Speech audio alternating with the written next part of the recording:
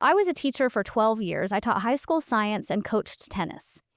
Yes. And, I thought I was going to be doing that forever because that's, you start out that way and maybe become an administrator or something, but you're in it.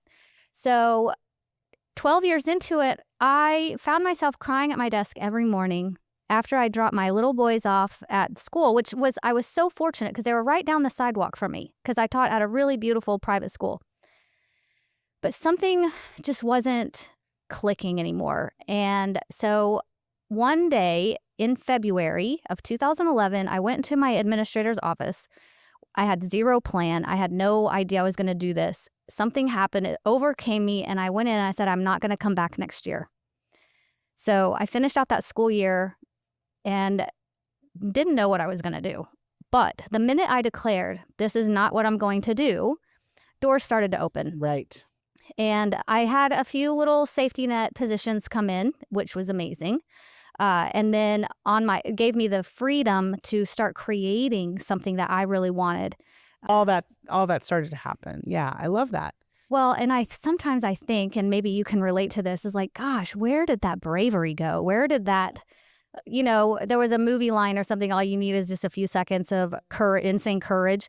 And I had it somehow it just came out of me. And then there's been other challenges along the way. This has not been just all like walk in the park. And it's been like, gosh, where is that super brave, person that walked into that office that day without warning and just said she's not coming back? And sometimes I really feel like I can't pull her back in, but then she does show back up. We've pushed ourselves to a place where perhaps we're so uncomfortable. The only thing left to do is move. Right. And even if we don't know where we're moving to, it's like, we've got to do it. Do something. Just something. Yeah. Right. The leap has to be taken. And I also like to say it's important then too to realize we can make ourselves take these leaps without that dangerous place Absolutely. either. And I think that's a really big thing to pay attention to. Like you said, is noticing that you feel even the calling in your own mind, like you said, of where is that? She's there. She's still there, right? Yeah, because she's the one knocking on the door saying, hey, let's do something. Yeah, we haven't done anything lately. Yeah. We haven't made that expression happen yet. Yeah, which Wonderful. is so fun. And that's what causes these little pivots. It's so monotony is kind of the bane of my existence, which was a big reason that teaching wasn't for me. I loved lesson planning and critical thinking and setting up my space for the students to come in and learn, but delivering the message over and over and over again was not for me. And now I love the fact, and I honestly just realized this the other day. I was just kind of just thinking, am I really doing what I should be doing? What got me all the way here, kind of full circle from where I started in the classroom.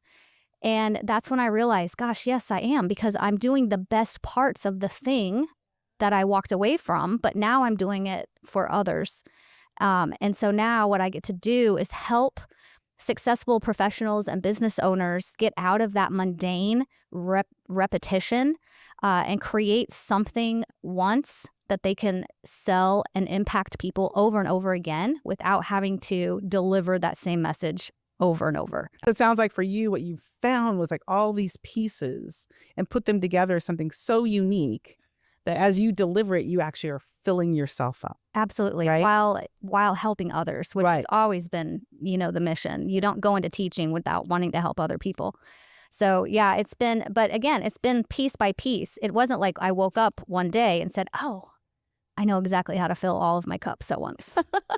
It was just, and I had to learn a lot of skills and a lot of things and meet a lot of people and take a lot of classes and travel a lot of places to get to the point of where I am now. And I'm not finished. I know there's still growth on the way because there's a lot of, discomfort that shows up, and that's what that means. So yeah, it wasn't immediate, but if you stay the course and even through those uncomfortable times, then the reward on the other side is worth it. What do you think helped you to stay that course? Definitely the people that I have around me. Yeah. Even though my dad still has zero idea what I do. He asked me the other day, he goes, now what do you do? He goes, I just tell people you do PR. I was like, okay, Dad, whatever, it's fine. they're not entrepreneurs. My parents were both teachers, actually. And I have a brother and a sister. They support me regardless. You know, you hear stories about people that have their families, they don't understand what they do and they don't support them in it. I have the best family that just we all support each other to do things. But then, of course, I've built my network outside of my family as well that are other successful people that have done things that maybe I strive to do or be more like them. And when you have that really strong network, you can't quit. Like, they won't let you. I think that's important too. Like, I love the idea that you know, you said, like, being very clear that you also need, even if your family supports you and maybe they do or don't understand you. Yeah.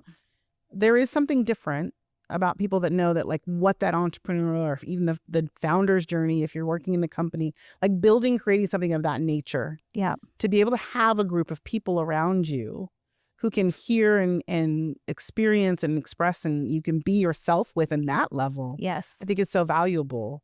I think that's a really important part for people to hear is we need people that are at a level, and I love that you said, like, some people that are a little higher than us, but also those that are our peers, you know, we can lock arms with, that when we say what we're going through, they get it. Yes. Right. We don't have to explain the frustration, or we don't have to explain the desire to take something to the 10th level. Yeah. Because they're right there with us, supporting us. I think it's so important. Yeah. You can such a valuable tell piece. some people what you're going through.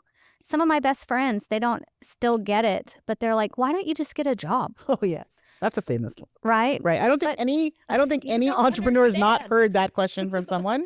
And we're here to tell you, because that's it. You don't have to have the rest of it. Just, we're not getting a job. My lizard brain still tells me that too. Yeah. So it comes from within sometimes too. But it's really important to find those little groups that you can have those, like, high level conversations about what you do and what you're going through, and be able to feed off of each other. That's why masterminds or events or things like that are so great, and not just about work related entrepreneur things.